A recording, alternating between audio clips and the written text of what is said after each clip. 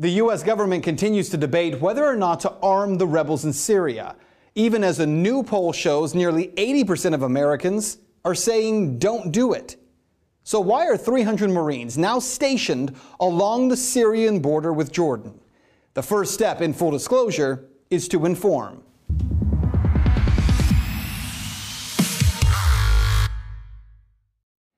The U.S. has located 300 Marines in northern Jordan near the border with Syria, along with a Patriot anti-aircraft missile system. That report from the Times of London. The U.S. military says they're only there as part of a military training exercise. Other than that, we know very little about the role of those Marines, other than the fact that they will remain there for at least several months.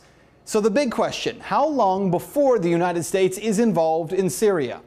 The answer, we already are. Last year, when I talked one-on-one with President Obama, he told me the United States is careful not to provide arms to these rebel groups.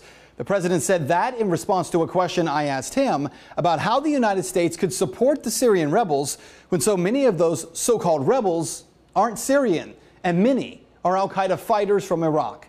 The reality here, the United States has already provided millions in financial help to the FSA, or the Free Syrian Army. We've also provided non-lethal assistance to the FSA, satellite radios, as well as body armor. But according to some, like Republican Senator John McCain, that's not enough. On Memorial Day, McCain made a secret trip to Syria to meet with the leader of the Supreme Military Council of the Free Syrian Army, General Salim Idris.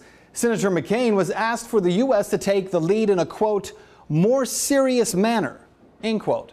More specifically, to provide heavy weapons directly to the FSA.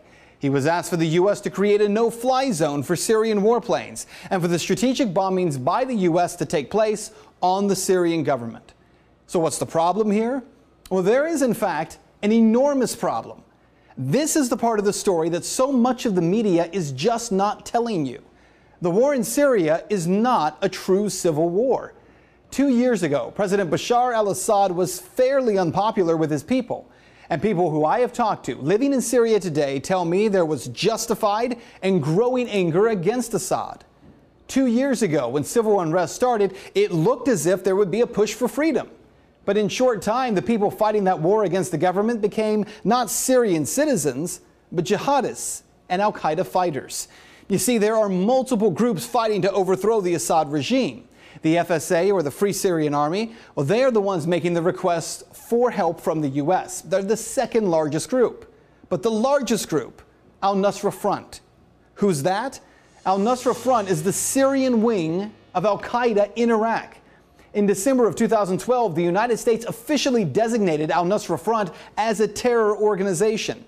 Then in April of this year, 2013, the head of al-Qaeda in Iraq released an audio recording announcing al-Nusra Front as its branch in Syria.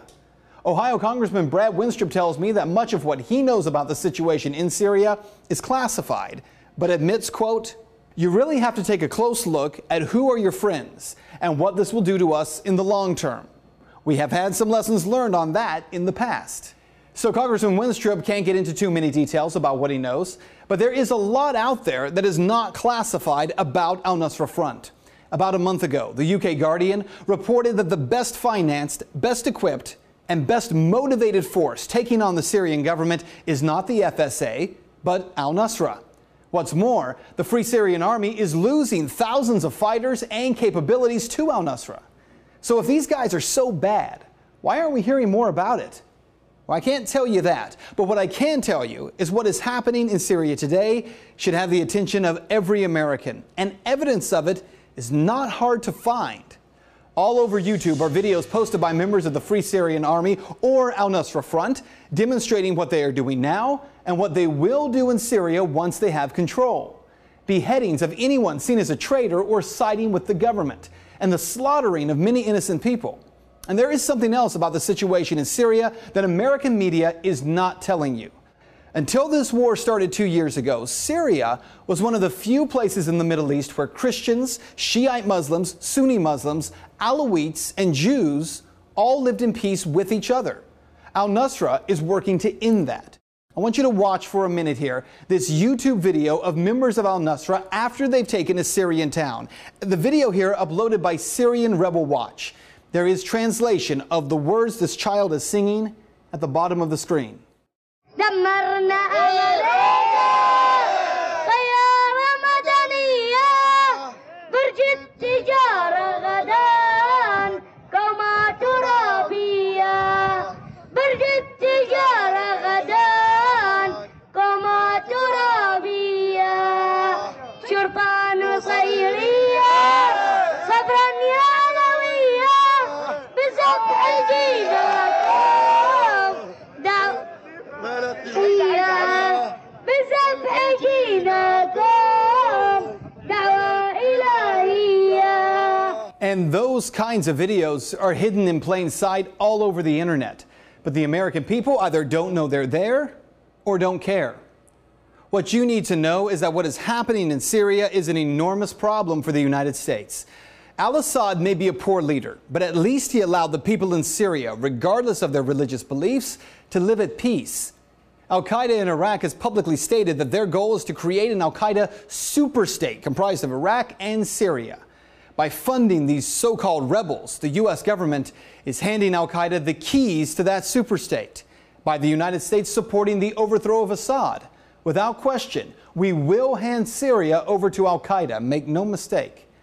And the slaughter of millions of Syrians, including Syrian Christians, Jews, Alawites, and Muslims, will be on our hands.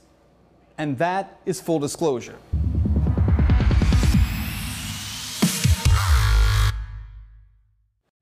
Well, now that you've been informed, head over to Swann.com. There we have resources for you about Al-Nusra Front and links to the full YouTube video that we showed you here, as well as others. It demonstrates exactly what's happening in Syria. Get engaged right now at Swann.com. Well, I hope you enjoyed that show and found it to be educational and informational, but most importantly, meaningful to the national conversation. That was just a limited preview of Swann Full Disclosure. Through our Kickstarter project and fully funded episodes, we'll be able to do even more, including having interview guests and experts on various subjects in various fields. We want to elevate the national conversation. That's what the Truth in Media project on Kickstarter is really all about. It's about restoring journalism and the fourth estate in this country. For years, I've heard people say that journalism in this country is broken, that it needs to be restored and it needs to be fixed. I can't do that alone. I need your help to get it done. Go to Kickstarter.com, search for the Truth in Media project, or just click on the link at the end of this show. There you'll be able to contribute. Thousands of you already have, and I thank you for that. But we need thousands more. And I'm not talking about dollars here. I'm talking about thousands of people stepping up and doing more than just being hearers, being doers, changing the national conversation. The bottom line here, this project cannot and will not get done without your help.